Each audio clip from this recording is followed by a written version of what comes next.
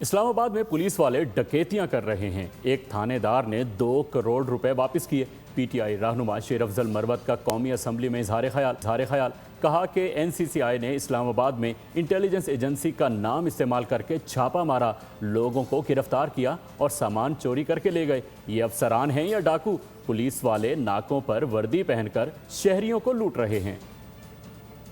اسلام آباد میں ڈکیتیاں ہو رہی ہیں۔ ایک آدھ ڈکیتی میں منسٹر موصوف کے نوٹس میں لایا، اور ڈکیتی جو ہے کوئی اور نہیں کر رہے ہیں، پولیس والے کر رہے ہیں۔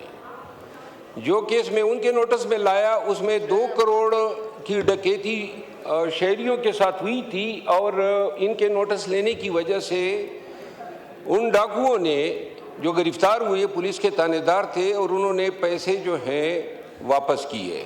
5 ایسے پوائنٹس تھے جن پہ این سی سی آئی اے نے ایک انٹیلیجنس ایجنسی کا نام کوٹ کیا کہ اس کی ماں پہ ہم چھاپا مار رہے ہیں، اور چھاپا مارنے کے بعد ان جگہوں سے laptop, computer, furniture, air conditioner ساری چیزیں لے گئے، اور آج تک وہ لوگ جو ہیں اپنے اشیاء کے پیچھے پھر رہے ہیں۔